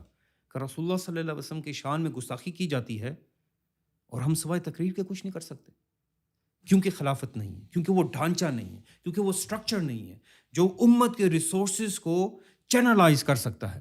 جیسے آپ کے سامنے رکھا نا، رسول اللہ صلی اللہ علیہ وسلم نے صرف اور صرف 10 سال کے اندر یہ قابلیت حاصل کر لی کہ وہ اس وقت کی 2 سپر پاورز کے ساتھ ایک ساتھ، ٹھیک ہے نا، سملٹینیسلی ہم ان کے اوپر ان کی طرف اپنے افواج کو بھیج سکیں، ان کے ساتھ ہم جنگ کر سکیں. اچھا، ویسے بھی مسلم دنیا پہ نظر رکھنے والے بندے کو بالکل یہ معلوم ہے کہ صرف یہ ڈھانچہ موجود نہیں نا، صرف یہ ایک کمی رہ گئی، وگرنہ قربانی کی جو مثالیں پچھلے کچھ عرصے میں قائم ہوئی، مسلمانوں کے اندر جو جذبہ مطلب شہادت کا ہے، جہاد کا ہے، جو ان کا اللہ سبحانہ تعالیٰ کے ساتھ تعلق ہے، صبر اور توکل کا، غزہ میں دیکھ لیجیے، یعنی 90% بلڈنگز، 90%، 10 میں سے 9 بلڈنگز جو ہیں تو وہ گرا دی گئی. اور آپ ان کا تاثرات کو دیکھیے کہ وہ کہتے ہیں کہ اگر اللہ ہم سے خفا نہیں ہے تو الاقصی کی خاطر ہر قربانی جو ہے تو ہم دینے کے لیے تیار ہیں. یعنی وہ چاہ رہے ہیں کہ لوگ مسلمان جو ہیں تو وہ ایک ریشنل ایجنٹ کے طور پہ بیہیو کر رہے ہیں، اپنے نفع نقصان کو دیکھیں. اور یہاں مسلمان وہ کہتے ہیں کہ نہیں، اگر یہ قبلہ اول، یہ اسراء والمعراج کی سرزمین جو ہے تو جس وقت تک اس کے لیے ہم قربانی دے رہے ہیں اللہ ہم سے راضی ہے، ہمیں یہ نقصان کی فکر نہیں ہے. ٹھیک ہے نا. یہ جذبہ آپ کہاں سے لے کر آئیں گے؟ وہ خالد بن ولید سے یرموک کے موقع کے اوپر رومی جنرل وہاں پوچھتا ہے یار میں تو یہ لے کر آیا ہوں، تم لڑو گے کیسے؟ وہ کہتے تم یہ باتیں چھوڑو، میں تو ایسی فوج لے کر آیا ہوں جو موت سے اس طریقے سے محبت کرتے ہیں جیسے کہ تم اپنے شراب کے گلاس کے ساتھ کرتے ہو. تم بتاؤ کہ ایسے لوگوں سے لڑو گے کیسے؟ آج بھی کچھ لوگ جو دنیاوی چیزوں کی میل جول کرتے ہیں نا، وہ کہتے ہیں جی اتنی فوج ہے، اتنا اسلحہ ہے، اتنی ٹیکنالوجی ہے مغرب کے پاس اور کافروں کے پاس، تو آپ کیسے مقابلہ کریں گے؟ تو یہ مقابلہ ہم تو ہمیشہ ایمان سے کرتے آئے ہیں، ہم ہمیشہ صبر سے، توکل سے اور ان چیزوں سے ہم مقابلہ کرتے ہیں. میدان جنگ میں جو اصل چیز ہے تو وہ تو ثابت قدمی ہے نا. آپ کا وہاں ڈٹے رہنا ہے نا، آپ کا جو ہے تو نقصان برداشت کرنا ہے نا. اس لیے تو پچھلے اگر خاص طور پر دوسری جنگ عظیم کے بعد کوئی جنگ نہیں ہوئی ہے، لٹرلی میں یہ لفظ استعمال کر رہا ہوں کہ جنگ نہیں ہوئی ہے. انڈیا پاکستان یا عرب اور اسرائیل کے بیچ میں مختلف جو ہیں تو آپ کہہ سکتے ہیں وہ جھڑپیں ہوتی رہی ہیں، ٹوٹل وار نہیں ہوئی ہے. اسرائیل ٹوٹل وار نہیں کر سکتا، انڈیا ٹوٹل وار نہیں کر سکتا. انڈیا کو بھی پتہ ہے کہ اگر وہ پاکستان کے ساتھ ٹوٹل وار کی طرف جاتا ہے، ٹھیک ہے، تو انڈیا کے پاس یہ سخت موجود نہیں ہے. امریکہ کے پاس طاقت نہیں ہے کہ وہ افغانستان جیسے چھوٹے سے ملک کے اوپر 20 سال میں اپنا قبضہ مستحکم کر سکے.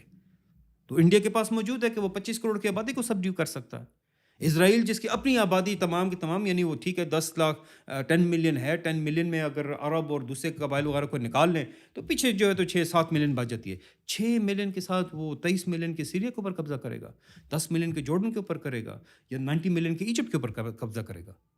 یہ جنگ لڑ ہی نہیں سکتے, ٹھیک ہے نا, کیونکہ مسلمان جو ہے تو جیسے آپ نے کہا وہ خالی جو ہے تو ہتھیاروں کے اوپر نہیں لڑ رہا, تیاری کرتا ہے. ٹھیک ہے, بدر کی جب بات آتی ہے رسول اللہ صلی اللہ علیہ وسلم نے, اب بدر کے اندر رسول اللہ علیہ وسلم نے یعنی ایک بہت ہی بڑا میں کہوں گا کہ اکمپلشمنٹ تھی, اور وہ تھا ابو جہل کا مرنا. اور ابو جہل کو رسول اللہ نے کہا تھا کہ یہ میری امت کا فرعون ہے. یہ رمضان کا مہینہ تھا جس میں اس امت کا فرعون مرا تھا, اور آج کے فرعون کو بھی ہم نے پہچاننا ہوگا, اور ہمیں دیکھیں جاننا ہوگا. ہمارے پاس 1400 سال کی تقریباً کم و بیش تاریخ موجود ہے, ایک سے بڑھ کر ایک قربانی کی.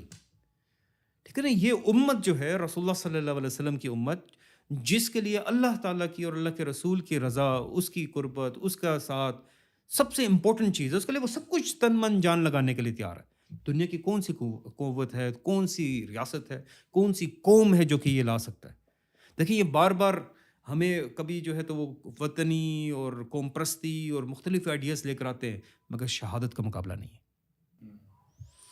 جزاک اللہ خیر. جی میں اس کو ایک مختلف پہلو کی طرف لے کے جانے کی کوشش کرتا ہوں. عمران صاحب آپ سے میں پوچھوں گا کہ تھوڑا سا اگر ہم تھوڑا سا مستقبل کی طرف نظر ڈالیں تو اس ڈھانچے کے ذریعے جب مسلمان اور جو اسکوپ ہم نے سیٹ کیا کہ اسلام نے ہمارے لیے سیٹ کیا کہ ہر طاغوت کی جو طاقت ہے نا, جس میں U N, international law, IMF, world bank, security council, whatsoever سارا کچھ ہے, تو جب ہم اس کو چیلنج کر رہے ہیں تو یہ تو میں سیدھا سا مطلب لے رہا ہوں کہ آپ پورا ورلڈ آرڈر چیلنج کر رہے ہیں. اچھا, جب آپ پورا ورلڈ آرڈر چیلنج کر رہے ہیں تو آپ ایک متبادل ورلڈ آرڈر کی پھر بات کر رہے ہیں کہ ہم اپنا متبادل اسلام کا ورلڈ آرڈر لے کر آئیں گے. تو وہ متبادل کیا ہے؟ لوگ ہم سے سوال کرتے ہیں جی کیا متبادل ہے, کوئی خد و خال بتائیں, اس کی تفصیلات بتائیں. تو اس کے بارے میں اگر تھوڑا سا ہم گفتگو کر لیں. دیکھیں سب سے پہلے we need to be very confident. وہ کوئی ورلڈ آرڈر انہوں نے بنایا ہے, کوئی ورلڈ آرڈر نہیں بنایا. بدماشی کا ایک مافیا کا ایک گینگ کا سسٹم بنایا ہوا ہے, اور اس کے ذریعے وہ ہم پہ حکومت کر رہے ہیں, اور ہمارے پاس حق ہے, اور جو حق ہوتا ہے اس کے مقابلے میں ہر چیز باطل اور ظلم ہوتا ہے. تو ہم حق لے کر آئے ہیں, اور ہم حق کے ذریعے ان کا باطل مٹا کے رکھیں گے انشاءاللہ. تو نمبر 1 تو یہ کہ یہ جیسے انہوں نے کوئی بڑا سوفسٹیکیٹڈ رول بیس سسٹم بنایا ہوا ہے, بدماشی اور گینگ بیٹھے ہوئے ہیں اس وقت جو دنیا کے اوپر حکومت کر رہے ہیں. ہمارا عقیدہ ہے, ہم ایمان رکھتے ہیں کہ اسلام ہی دنیا کے لیے رحمت ہے, اور اس کے ذریعے ہم پوری دنیا کو اس ظلم سے, اس تاریکی سے, اس اندھیرے سے, اس جو انسانیت جو آج سسک رہی ہے, اس سے ہم نے نکالنا ہے. اور اس کا طریقہ کار یہی ہوتا ہے کہ جو اسلامک اسٹیٹ ہوتی ہے, جو مسلم ورلڈ کو یونیفائی کر کے جو دارالاسلام بنتا ہے, جو خلافت کی ریاست ہے, دولت اسلامیہ ہے, اس کے مقابلے میں باقی ساری دنیا کو ہم ایک پہلے دارالکفر یا دارالحرب کی کیٹیگری میں ڈیوائڈ کر دیتے ہیں کہ یا تو مسلم ورلڈ ہے جو دارالاسلام ہے, جو ایک خلیفہ کو بیعت دے کر یونیفائڈ ہے, اور جو باقی ہیں وہ دارالکفر ہیں. لیکن یہاں سے یہ پرسیپشن نہ بنایا جائے کہ جیسے کہ ہم نے کوئی پہلے دن سب سے کوئی جنگ کرنی ہوتی ہے کہ اسلام اور کفر, کیونکہ ہم نے ایک بیک گراؤنڈ رکھا ہے, اور ہم اس بات سے بالکل بھی کمپلیٹلی ہم سیٹسفائیڈ ہیں کہ ہاں ایک دن اسلام نے ڈومینیٹ کرنا ہے اور مشرق و مغرب پر غالب ہونا ہے. یہ ہمارے نبی کا حکم ہے, یہ قرآن کا حکم ہے, یہ امرت ان یقاتل, ہمیں حکم دیا گیا ہے کہ ہم نے لڑنا ہے, ہم لڑیں گے, اور قیامت تک جہاد جاری رہے گا. نہ ظالم بادشاہ کا ظلم اور نہ عادل بادشاہ کا عدل اس کو روک سکتا ہے. تو اس میں کوئی شک نہیں ہے. لیکن جس طرح نبی صلی اللہ علیہ وسلم نے رومن اور پرشین کی طرف ٹارگٹ کرنے کے لیے یا یہود کو کرش کرنے کے لیے آپ نے ٹیمپرری سیز فائر کیا قریش کے ساتھ, تو ہمارے پاس وہ اس دارالکفر کے اندر وہ کافر ریاستیں جو ہم سے ایکٹیو وار میں ہیں, جو ہمارے زمینوں پہ قابض ہیں, جنہوں نے ہمارے ساتھ پنگے لیے ہوئے ہیں, پڈا ہے, مسلمانوں پہ ظلم کر رہے ہیں, ان کو ہم دارالکفر دارالحرب فیلن کہتے ہیں, یعنی ایکٹیو وار والے یہ ہیں, اور جو شاید دنیا میں 4-5-6 ملک ہوں گے, اس سے زیادہ نہیں ہوں گے. اور باقی وہ ممالک ہیں جو کہ in theory of course non Muslim ہیں, ہم ان کو دین کے اندر لے کر آنا چاہتے ہیں, ان کو اس کفر نظام سے نکالنا چاہتے ہیں, تو وہ ہیں دارالکفر, لیکن وہ حکمن ان پرنسپل اصولاً وہ دارالکفر ہے. لیکن ایک ہے جو جنگ والے ہیں. اب جو جنگ والے ہیں ان کے ساتھ تو معاملہ بڑا کلیئر ہے. ان کے ساتھ جنگ ہے تو جنگ ہے. ہم اپنے آپ کو کسی مغالطے میں کسی دھوکے میں نہیں رکھتے کہ امریکہ ہمارا دوست ہے, امریکہ سے ہماری دوستی رہے گی, ہندو ہمارے بھائی ہیں. نہیں, ہمیں پتہ ہے وہ دشمن ہے, ٹھیک ہے, اور وہ کلیئر کٹ دشمنی ہے. دشمنی کے طور پہ آپ اس کو ٹریٹ کریں. آپ کو ابھی جنگ نہیں کر رہے ہیں, اس وقت آپ سیز فائر کر سکتے ہیں, اور یہ اونلی معاہدہ ہے جو آپ دارالحرب فعلن ان پریکٹس جو وار میں ہیں ان ساتھ ایک معاہدہ ہو سکتا ہے. دارالحرب فعلن کے آپ سیز فائر کریں. ہم 1 سال 2 سال 4 سال 5 سال 6 سال جنگ نہیں کریں گے تاکہ آپ اپنے کچھ اور پریارٹیز کو سیٹل کر سکیں. اس کے علاوہ جو باقی پورا کفر ورلڈ ہے جس میں بہت سارے ممالک ہیں, ہمارا آبجیکٹو دیکھیں ایک ہی ہے. ہم دین کے اس کلمے کے علمبردار ہیں. ہم پوری دنیا میں دین پہنچانا چاہتے ہیں. ہم یہاں پہ پوری دنیا میں ٹریڈ کرنا چاہتے ہیں, پوری دنیا سے سپورٹس کے روابط رکھنا چاہتے ہیں, ہم پوری دنیا سے ثقافتی تعلقات رکھنا چاہتے ہیں. ہم ان کے یوتھ کو اپنے ملکوں میں ان کو ڈگریاں دے کر اپنے ساتھ انگیج کر جاتے ہیں. نہیں, ہم ان کو مسلمان کرنا چاہتے ہیں. جس طرح ہم سمجھتے ہیں کہ ہم دوزخ سے انشاءاللہ اس کے ذریعے بچیں گے, ہم ان کو بھی دوزخ سے بچانا چاہتے ہیں. جس طرح ہم سمجھتے ہیں کہ اسلام کی رحمت کے ذریعے ہمارے معاملات سدھر گئے ہیں, ہم ان کے معاملات بھی سدھارنا چاہتے ہیں. ہم اصل میں یہ مقصد ہے. اس لیے ہماری ساری ڈیلنگ جو باقی کافر اسٹیٹ کے ساتھ ہے, خواہ ہم ٹریڈ کریں, معاہد ہو سکتے ہیں, معاہدے ہیں, ان کے ساتھ ہم ڈیل کریں گے, بائیلیٹرل ٹریٹیز ہوں گی. ہم ان کے ساتھ سپورٹس میچ کر سکتے ہیں, ٹورنامنٹ کرنا چاہے کر سکتے ہیں. ہم ان کے ساتھ ثقافتی تعلقات رکھنا چاہے رکھ سکتے ہیں. ہم ان کے ساتھ مختلف طرح کے معاہدات کریں گے اور ان کو انگیج کریں گے. وہ ہمارے ملک میں ویزا لے کر آئیں گے, مستامن کہلائیں گے, ان کو ہم نے امن دیا ہوا ہے. ہم ملک میں جائیں گے تو ان کے ساتھ ہم ٹریڈ کریں گے, ڈیل کریں گے, سارے واسطے رکھیں گے. لیکن اس کا پیچھے ایک اہم ہے, اور وہ کیا ہے؟ دین اسلام کو ڈومینیٹ کرنا. تو میرے جو ڈپلومیٹ ہوں گے ان کے KPIs کی پرفارمنس انڈیکیٹر کیا ہوں گے؟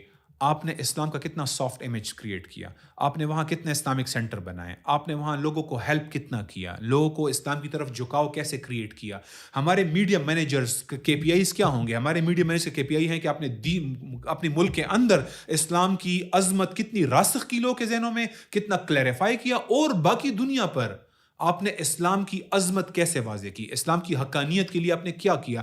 میں KPIs اور میں پرفارمنس انڈیکیٹرز ہوں گے, اور اس کی بیس پر ان کی پروموشنز ہوں گی. میرے سیاستدانوں کا کرائٹیریا یہ ہے, میرے فوجی جرنیلوں کا کرائٹیریا صرف یہ نہیں ہے کہ وہ جناب مارو مر جاؤ والا میں بہادر ہوں. وہ دین کو کس طرح لے کر گئے. دیکھیں, ہمیں فرق نظر آتا ہے جو عثمانی خلافت کی فتوحات ہیں اور جو صحابہ اور امیہ اور عباسی دور کی فتوحات ہیں. ان فتوحات میں استحکام تھا, جہاں ہم پہنچے وہاں ہم مستقیم رہے, وہاں ہمارا اسلام اسٹیبلش ہو گیا, لوگ مسلمان ہوئے. لیکن عثمانی خلافت کے وقت جو فتوحات ہوئیں وہ کمزور تھیں, اور وہ ہم سے علاقے بعد میں بڑے ایزیلی کفار نے چھین لیا اور ان کو نیشنلزم کے ذریعے بگاڑ کے رکھ دیا تھا. تو ہمارے فوجیوں کا کرائٹیریا, ہمارے ڈپلومیٹس کا کرائٹیریا, ہمارے سیاستدانوں کا کرائٹیریا, ہمارے میڈیا کا کرائٹیریا, KPIs کیا ہوں گے؟ دین کو لے کے جانا. تو بس سمرائز کرتے ہوئے, دارالاسلام اور دارالکفر کے اندر فعلاً ایکٹیو وار والے ہیں جن سے صرف سیز فائر ہو سکتا ہے. باقیوں کے ساتھ مختلف طرح کی ڈیلز, معاہدے, ٹریڈ, تجارت, ریلیشنز ہو سکتی ہیں. مقصد کیا ہے؟ اسلام کی سپریمیسی, کیونکہ ہم دنیا میں آئی اسی کے لیے ہیں. ڈاکٹر صاحب, یہ جو متبادل ورلڈ آرڈر ہے اس کے اندر انٹرنیشنل لا نام کی کوئی رولز, کوئی ایتھکس, کوئی لا, کوئی قوانین, کوئی اس طرح کی کوئی باڈی, کوئی اس طرح کی کوئی چیز ہے متبادل نظام کے اندر؟ نہیں. دیکھیں, اگین بنیادی جو چیز سب سے پہلے ہمیں سمجھنی چاہیے کہ اس وقت بھی جس چیز کو رولز بیسڈ آرڈر کہا جا رہا ہے, انٹرنیشنل آرڈر کہا جا رہا ہے, اور اس کے لیے بنیاد رکھی گئی ہے انٹرنیشنل لا. ٹیکنیکلی کوئی قانون اگر نافذ نہیں ہو سکتا تو وہ قانون نہیں ہے. ٹیکنیکلی اگر اس میں اس کے پیچھے پاور نہیں ہے جو کہ اس کو انفورس کر سکے, ایگزیکٹو اتھارٹی چاہیے. ہاں, آپ کو ایگزیکٹو اتھارٹی چاہیے جو کہ اس کو امپلیمنٹ کر سکے, قوت نافذہ چاہیے. اگر نہیں ہے تو وہ پھر قانون ہی نہیں. اچھا, یہاں پر وہ سیکیورٹی کاؤنسل کے ذریعے سے اور بگ 5 کے ذریعے سے اور امریکہ کے ذریعے سے, اسی لیے آپ کا انٹرنیشنل لا ایکچولی امریکی طاغوت کی ایکسٹینشن ہے. اس کو اسی طریقے سے دیکھنا چاہیے, اس کے علاوہ کوئی اور جو ہے تو طریقہ نہیں ہے. کہ یہ بنیادی طور پر ایک سپر اسٹیٹ اسٹرکچر ہے جس کے اندر دوسرے ممالک جو ہیں تو وہ محض ایک صوبے کی حیثیت رکھتے ہیں, زیادہ ان کی حیثیت نہیں ہے. ٹھیک ہے, وہ FATF کی بات ہو, وہ اسی طریقے سے جو ہے تو آپ کے پاس یعنی یہ جنیوا کنونشن ہے, NPT ہے, اسی طریقے سے جو ہے تو فضائل مٹیریلز کی ٹریٹی ہے, اور بیلسٹک میزائلز کی ٹریٹی ہے, اور مختلف قسم کے کنونشنز, اور اسی طریقے سے لاز وغیرہ بنا کر ہیومن رائٹس کی ڈکلریشن اور SDGs اور یہ ساری چیزیں. یہ صرف یہ اصل میں جو ہے تو امریکہ اپنے استعمار کو, اپنے کولونیل کنسٹرکٹ کو, کنٹرول کو, ہیجیمنی کو دوام دینے کے لیے اس نے یہ ایک ٹرم رکھی ہوئی ہے. کوئی انٹرنیشنل لا نام کی چیز نہیں ہے. اگر سوورینٹی کی بات آتی ہے جب یہاں پر، تو وہاں پر ایکچولی امریکہ خود ICC کا سگنیٹری نہیں ہے. جو انٹرنیشنل کرمنل کورٹ ہے اس کا وہ خود سگنیٹری نہیں ہے. وہ کہتا ہے کہ یار ہمارے لوگوں کے اوپر کسی اور کی حاکمیت کیسے ہو سکتی ہے. ٹھیک ہے، وہ اسی آرگومنٹ کو استعمال کرتے ہیں. باقی دنیا جو ہے تو اس کے پیچھے وہ لگی ہوئی ہے، وہ کہتے ہیں کہ نہیں اس طریقے سے کرنا ہے.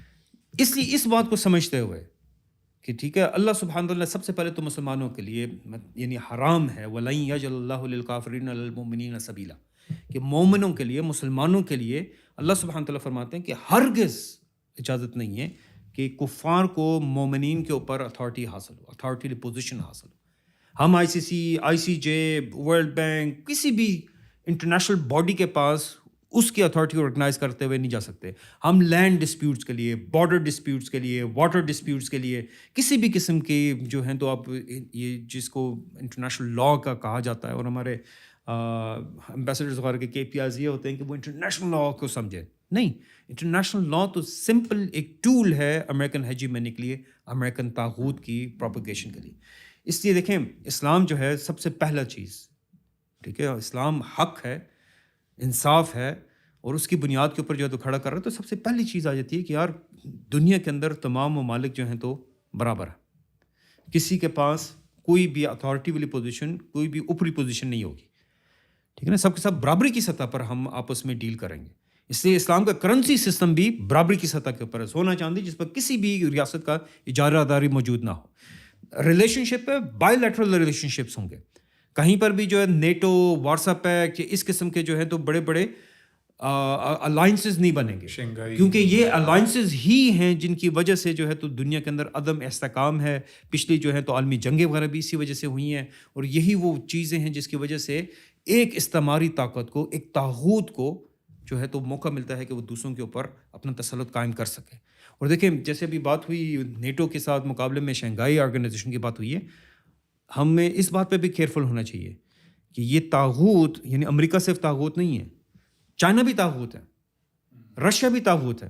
کیونکہ ہمیں بعض وقت کہہ دیا جاتا ہے نا کہ اچھا اس طاغوت سے بچنے کے لیے دوسرے طاغوت کے ساتھ ریلیشن شپ بنا لینا چاہیے، تو ہم اس طاغوت کے ساتھ مل کر اس طاغوت کو شکست دے سکتے ہیں.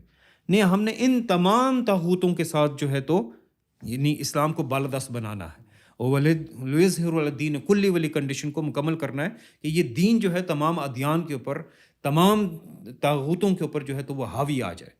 تو یہ ایکچولی بڑے امپورٹنٹ چیز ہے کہ انٹرنیشنل لا ایک ٹول ہے طاغوت کا، جس کے ذریعے سے جو ہے تو اپنی ڈومیننس کو آگے پہنچانے کی کوشش کرتا ہے اور جسٹیفائی کرنے کی کوشش کرتا ہے. ہمیں کیا کہا جاتا ہے، اگر انڈیا جو ہے تو پاکستان کا پانی ٹیکنیکلی تو 3 دریاؤں کو دینے ہی نہیں چاہیے تھے، ہمیں تو گرداسپور کے ضلع کو اپنے ساتھ ضم کر لینا چاہیے تھا، ہمیں تو پورے کشمیر کو ضم کرنا ہے.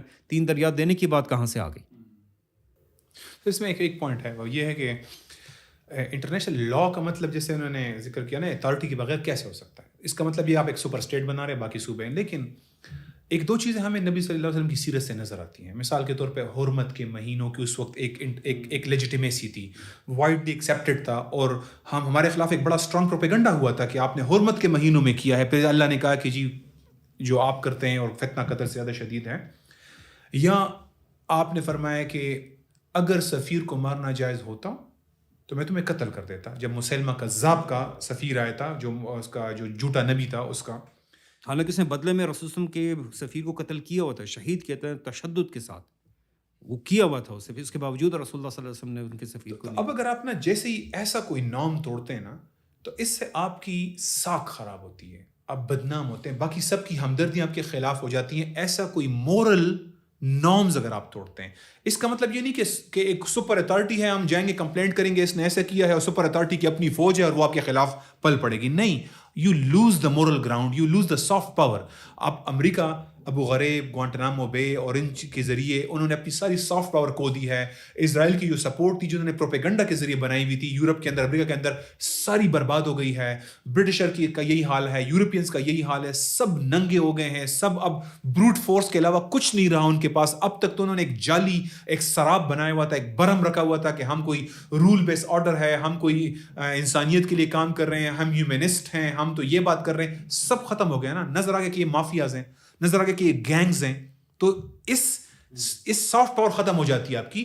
اس لیے اسلامک پوائنٹ آف ویو سے انٹرنیشنلی صرف ایک نارمز، مورل نارمز ہو سکتے ہیں جس کے پاس کوئی ایگزیکٹو اتھارٹی نہ ہو. جو وائلیٹ کرے گا تو وہ ویسے بھی اتنا ویل اسٹیبلش سوسائٹی کے اندر ہوگا کہ سارے لوگ اس کے خلاف ہو جائیں گے. جس طرح منگولز کے خلاف سارے ہو گئے تھے کہ یار یہ تو بچوں عورتوں کو ذبح کرتے ہیں، کھوپڑیوں کی مینار کھڑے کرتے ہیں، جنگلی ہیں، وحشی ہیں، درندے ہیں. آپ کی سخت ختم ہو جاتی ہے. ہر کوئی جو کچھ کر سکتا تھا ان کو مارنے کے لیے اکٹھا ہو گیا تھا آہستہ آہستہ. یہ ہے اصل میں جب آپ یہ اس طرح کی چیز وائلیٹ کرتے ہیں. اس سے زیادہ اگر آپ کچھ کریں گے تو آپ اصل میں کیا کر رہے ہیں؟ آپ انٹرنیشنل لا نہیں بنا رہے، آپ کہہ رہے ہیں کہ سارے ملک میرے انڈر رہیں گے، which is simply can not be accepted. تو ڈاکٹر صاحب میرا خیال ہے اس آج کی پوڈ کاسٹ کے اختتام پہ آپ سے ایک پیغام بھی لے لیں ہمارے ناظرین کے لیے. اس رمضان مسلمانوں کے لیے خصوصاً اور ہمارے ناظرین کے لیے بھی کیا پیغام ہے اس رمضان کا؟ دیکھیں، پوری انسانیت سسک رہی ہے. یہ کیپٹلزم کی بات ہو، سوشلزم کی بات ہو، اس کے تحت اس کے بوجھ کے تلے جو ہے تو اس کی چیخیں نکل گئی ہیں. وہ انڈیا، شائننگ انڈیا کی بات کی جاتی ہے تو وہاں کہتے ہیں کہ 1.5 ارب کی آبادی میں ان کی، جس کو مڈل کلاس کہتے ہیں، امیجن جس کو یہ مڈل کلاس کہہ رہے ہیں، جس کے پاس پرچیسنگ پاور موجود ہے، اس کا سائز صرف 140 ملین ہے. 1.5 ارب 1500 کروڑ آبادی میں صرف اور صرف جو ہے تو 14 کروڑ آبادی ہے جو کہ مڈل کلاس کہلاتی ہے، جس کے پاس موجود ہے. باقی نیچے کسان آپ نے چھوڑ دیے خودکشی کرنے کے لیے. ٹھیک ہے، یہ سود کا اور کیپٹلزم کا جو نظام ہے، ٹھیک ہے، ایک ایگزامپل میں خالی آپ کو یہاں پر دے رہا ہوں. افریقہ کو اٹھا لیں جس طریقے سے اس کو لوٹا گیا ہے، ساؤتھ امریکہ آپ اٹھا لیں جس طریقے سے اس کو لوٹا گیا ہے. آپ کے پاس امریکہ، یورپ، فرانس، انگلینڈ کے اندر وی آر دا 99% کی موومنٹ چل رہی ہے. کنسنٹریشن آف ویلتھ جو ہے تو اس کو بحیثیت ایک بیماری کے طور پہ دیکھا جا رہا ہے کہ یار یہ تو امیر تار ہوتا جا رہا ہے. ان تمام چیزوں سے ریسکیو صرف اور صرف اللہ کی وحی ہے، اللہ کی طرف سے دیا ہوا نظام ہے، شریعت ہے. ٹھیک ہے نا، کیونکہ اللہ کی طرف سے دی ہوئی نظام کی فوقیت، ٹھیک ہے نا، اللہ کے علم کی، اللہ کے حکمت کی، وہ کسی بھی انسان، تمام انسان کی، کل انسان کی جو تمام مینٹل میں کہوں گا کہ کاوش ہے، وہ بھی اس کے مقابلے میں ایک تنکے کے برابر بھی نہیں بن سکتا. دس از دی ایگزیکٹ ریالٹی کہ ایک طرف وہی ہے، دوسری طرف مین میڈ سسٹمز ہے. مین میڈ سسٹم سے ہم نے انسانیت کو ریسکیو کرنا ہے. اس لیے اللہ تعالیٰ ہمیں کہتے ہیں کنتم خیر امت اخرجت للناس، کہ تم بہترین امت ہو جو کہ انسانوں کے لیے اٹھائی گئی ہو. تأمرون بالمعروف وتنہون عن المنکر، کہ تم جو ہے تو انجوائنگ گڈ. ٹھیک ہے نا، ہم جو ہیں تو یعنی خیر کا حکم کرتے ہیں. یہاں انجوائنگ گڈ کا مطلب یہ نہیں ہے تأمرون، یعنی امر کا صیغہ استعمال ہوا ہے. وہ خالی یہ نہیں ہے کہ بھئی آپ نے کہہ دیا کہ اچھا یار یہ اچھی چیز ہے، نہیں لیتے ہو بھلا ٹھیک ہے تمہاری مرضی. نہیں، ہم نے انسانیت کو اچھائی کی طرف لے کر آنا ہے. دس از آور رسپانسبلٹی. ٹھیک ہے، اس لیے ہمیں شہداء علی الناس کہا گیا. ٹھیک ہے، کہ شہداء علی الناس یعنی لوگوں کے اوپر ہم وٹنس ہیں. وٹنس اس سینس میں نہیں کہ ہم ان کے کرتوتوں کو دیکھ رہے ہیں، but because we can rescue them. ٹھیک ہے، وہ جس گہرائی میں پڑ جاتے ہیں، جس اندھیرے میں وہ پڑ جاتے ہیں، جس ظلم میں وہ پڑ جاتے ہیں، ہم اس کے ریسکیو کر سکتے ہیں. یہ اس امت کی ذمہ داری میں سے ہے. اسی لیے جو ہے تو رسول اللہ صلی اللہ علیہ وسلم کی ایک حدیث ہے، جس نے اگر جہاد کی نیت بھی نہیں کی، جہاد پر جانا ایک چیز ہے جس کے ہمارے اوپر فرضیت موجود ہے، اگر نیت بھی نہیں کی ہے تو وہ منافق مرے گا. ٹھیک ہے نا، ہمارے اندر بحیثیت ایک مشن کے یہ چیز موجود ہونا کہ میں نے اس آخری پیغام کو، اس آخری وحی کو، اس آخری نظام کو، اس آخری شریعت کو تمام انسانیت تک پہنچانا ہے. ٹھیک ہے، دس از جس کے لیے کہ اللہ سبحانہ و تعالیٰ نے اس امت کو پیدا کیا، اس امت کو جو ہے تو رسپانسبلٹی دی ہے. ٹھیک ہے، پہلے انبیاء آتے رہے، رسول اللہ صلی اللہ علیہ وسلم آخری نبی ہیں، رسول اللہ صلی اللہ علیہ وسلم کے بعد کوئی اور نبی نہیں ہے. اب یہ رسپانسبلٹی اس امت نے پوری کرنی ہے، انبیاء والے کام کو. اور یہ انبیاء والا کام ہم جانتے ہیں کہ کس طریقے سے سب سے پہلے خلفائے راشدین کے 30 سال آ جاتے ہیں کہ ہم نے جو ہے تو یعنی ایک طرف مراکش کی اگر بات آتی ہے تو دوسری طرف جو ہے تو کابل اور آلموسٹ مکران تک جو ہے ہم نے اسلام کو پہنچا دیا کہ دنیا کو کس طریقے سے ریسکیو کرنا ہے، ان کے اوپر اسلام امپلیمنٹ کر کے. ٹھیک ہے، خلافت کی شکل میں ہم نے آرگنائز ہونا ہے. اب اس راستے میں جتنے بھی طاغوت ہیں یا طاغوت کے نمائندے ہیں، ٹھیک ہے، یا تو اگر وہ رکاوٹ ہیں، ہم نے وہ رکاوٹیں اکھاڑ پھینکنی ہے. ہم نے کنونس کرنا ہے اپنے ڈیسیجن میکرز کو، ہم نے کنونس کرنا ہے اوپینین میکرز کو. وہ علماء میں سے ہیں، وہ جو ہے دانشوروں میں سے ہیں، وہ سیاستدانوں میں سے ہیں، بیوروکریٹس ہیں، فوجی ہیں، جو کوئی بھی ہے ڈیسیجن میکر ہے. کہ دس از ویئر دا نجات، یعنی یہاں پر ہی صرف اور صرف نہ صرف ہماری ریسکیو بلکہ انسانیت کی ریسکیو جو ہے تو اسی چیز کے اندر یعنی اسلام کے اندر موجود ہے، کیونکہ یہ وحی ورسز ہیومن ڈیزائر ہے. باقی تمام نظام صرف اور صرف ڈیزائر کے اوپر کھڑے ہیں، دوسری طرف اللہ تعالیٰ کی وحی ہے. آپ دونوں مہمانوں کا بہت بہت شکریہ، آپ نے ہمارے ساتھ جوائن کیا. ناظرین، اللہ تعالیٰ نے قرآن پاک میں فرمایا وَلَقَدْ بَعَثْنَا فِي كُلِّ أُمَّةٍ رَسُولًا، ہم نے ہر امت میں رسول بھیجا، اَنِ اعْبُدُوا اللَّهَ وَاجْتَنِبُوا الطَّاغُوتَ، کہ اللہ کی عبادت کرو اور طاغوت سے بچو، طاغوت کو ریجیکٹ کرو. طاغوت کا انکار کیے بغیر، طاغوت سے قطع تعلقی کیے بغیر، اس کو چیلنج کیے بغیر اللہ کی عبادت مکمل نہیں ہو سکتی. اللہ کی عبادت کرنے کا حق ادا نہیں کیا جا سکتا، اور اصل روح کے مطابق ہم اللہ تعالیٰ کے غلام، اللہ کے عبد تب بنیں گے جب ہم باقی تمام اتھارٹیز، باقی تمام حاکموں اور باقی تمام اس طرح کی کسی بھی طاقت کا انکار کریں گے، اور ہم صرف یہ کہیں گے الا اللہ، کہ سوائے اللہ کے کوئی طاقت، کوئی اتھارٹی نہیں ہے، اور ہم ہر چیز کا انکار کر رہے ہیں. اسی پیغام کے ساتھ آج کی ایپیسوڈ کو میں ختم کر رہا ہوں. وآخر دعوانا ان الحمد للہ رب العالمین. السلام علیکم. السلام علیکم ورحمۃ اللہ.